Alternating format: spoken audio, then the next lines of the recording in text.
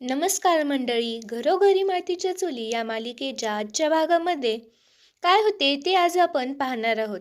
त्याआधी माझ्या चॅनेलला नक्कीच सबस्क्राईब करा. माझं चॅनेल नवीन असल्यामुळे त्याला सपोर्ट करा. तर आजच्या भागामध्ये आता जानकी ऋषिकेशला म्हणते की काही झालं तरी शेवटी तांदूळ आणावाच लागेल. तेव्हा आता सारंग तिथे येतो. सारंग विचारतो की काय झालं वहिनी, काही आणावं लागेल का? तेव्हा आता जानकी म्हणते की हो सारंग भाऊजी, कारण गेल्या 2-3 दिवसापासून ओवी फक्त पोळ्या खाते आणि तिचे आज भात खाण्याचा हट्ट धरलेला आहे. त्यामुळे तांदूळ आणायला जावं लागेल. तेव्हा आता ऋषिकेश सारंगला म्हणतो की तू एक काम कर, शेजारच्या दुकानामध्ये जाऊन त्याच्याकडून तांदूळ घेऊन ये. त्यावर सारंग म्हणतो की अरे दादा, जायला हरकत नाही, परंतु तो देणार नाही, कारण त्याच्या अगोदरचे काही पैसे द्यायचे राहिलेले आहे. बाकी थकल्यामुळे तो आता नाही देऊ शकत. ऋषिकेश म्हणतो की ठीक आहे, नंतर बघूयात काय करायचं ते. आणि तेवढ्यात जानकी सारंगला विचारते की सकाळपासून अवंतिका आणि सौमित्र भाऊजी दिसले नाहीत, कुठे गेलेत ते, तुम्हाला माहिती आहे का? तर सारंग सांगतो की हो, अवंतिका एका वहिनीचा भाऊ आलेला आहे, त्यामुळे त्याला भेटण्यासाठी ते तिकडे माहेरी गेलेले आहेत. जाताना ते मला असे सांगून गेलेत, परंतु नक्की काहीतरी गडबड असं मला वाटतंय. त्यावर आता लगेचच जानकी विचारते की गडबड?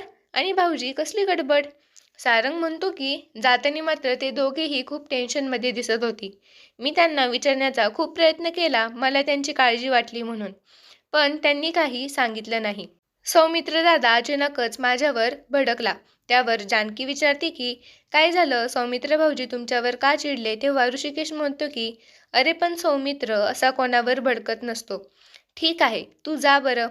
त्यानंतर आता इकडे मायाने मास्कमॅनचे कपडे वगैरे घातलेले असतात आणि तिला आता अवंतिका यांना भेटायला जायचं असतं.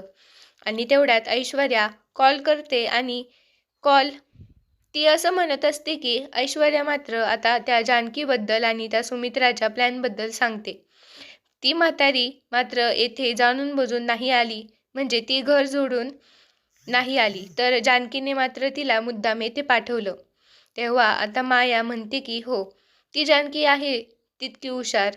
आता मात्र तू एक काम करायचं, सासूवर बारीक लक्ष ठेवायचं. तुला हे सर्व कळाले आहे हे मात्र तू तुझ्या सासूला कळून देऊ नकोस. ऐश्वर्या म्हणते की ते तर मी सर्व करेल, परंतु तू आता कुठे आहे ते सांग. त्यावर आता लगेच ही माया म्हणते की मी महत्त्वाच्या कामात आहे. ऐश्वर्या लगेच तिला विचारते की काय ग, अशा कुठल्या कामात आहेस?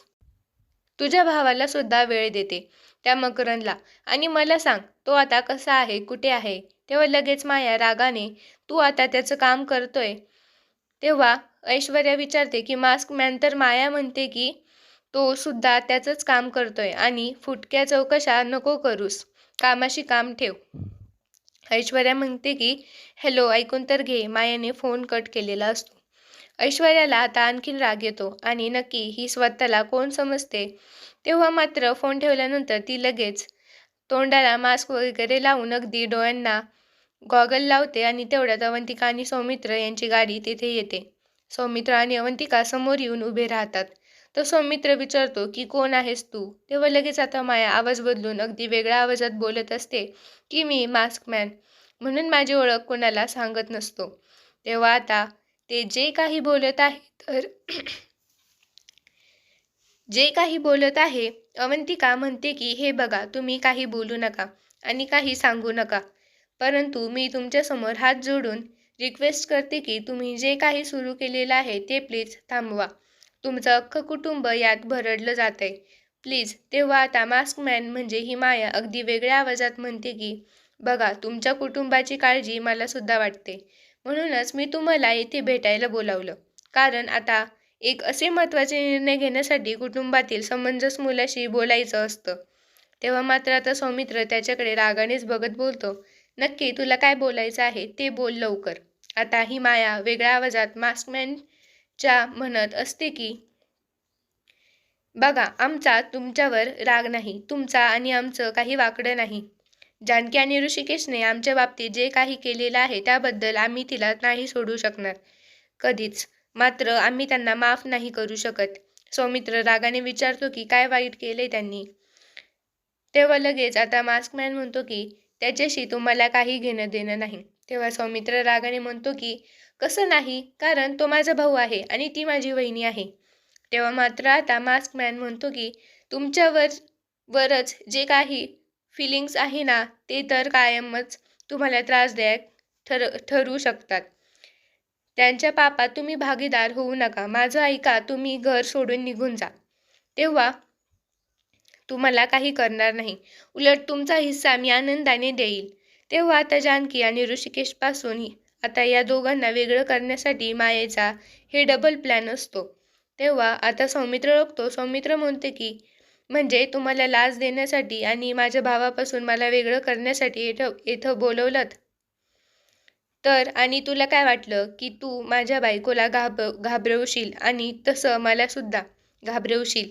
तेव्हा आता माया म्हणते की अरे, मला कोणाला घाबरवायचं नाहीये, परंतु आता पुढे जे काही तुमच्या आयुष्यामध्ये होणार आहे त्याची भीती मला वाटते. म्हणून मी तुम्हाला सांगतो ते तुम्हाला करावंच लागेल आणि आपल्याकडे दुसरा कोणताही असा पर्याय राहिलेला नाही. जर तुम्ही बुडत्या मागे लागलात तर त्या जानकी आणि ऋषिकेशसोबत तुम्ही सुद्धा बुडणार, हे लक्षात ठेव. अवंतिका लगेच म्हणते की नाही, प्लीज सौमित्राला तुम्ही काही करू नकात. तुम्ही जे काही बोलता ते आम्हाला मान्य आहे. प्लीज तुमच्यासमोर हात जोडते. असं म्हणून अवंतिका अगदी सौमित्राच्या आडवी उभी राहून माझ्या सौमित्राला मारू नका म्हणून विनवण्या करते. त्यानंतर ऋषिकेशच्या मोबाईलवर आता इन्स्पेक्टर साहेबांचा फोन येतो. ऋषिकेश जेव्हा फोन घेतो तर त्याला धक्का बसतो, कारण आता गीतांजली नर्स आहे तर तिच्या खुनाबद्दल तिचा मर्डर झालेला आहे. त्याबद्दलची आता ही बातमी ऋषिकेशच्या कानावर समजते.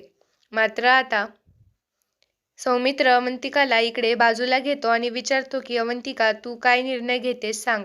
अवंतिका आता म्हणते की हो, जे बरोबर आहे ते बोलते. अजूनपर्यंत तुझ्या फॅमिलीसाठी काय काय करायचं आहे ते सांग. त्यांच्यासाठी स्वतःचा जीव सुद्धा तू द्यायला तयार आहेस का? अरे, तिकडे मुंबईला आपण किती सुखासुखी जगत होतो, पण ते सगळं काही सोडून आपण इकडे आलोच ना, कारण जानकी वहिनीच्या लाईफमध्ये प्रॉब्लेम होता. सर्व मला मान्य आहे, पण एकामागे एक प्रॉब्लेम आहे, तर ते प्रॉब्लेम संपत नाहीत. हे सर्व कशासाठी? कारण या सगळ्यामध्ये आपण अडकायचं आहे.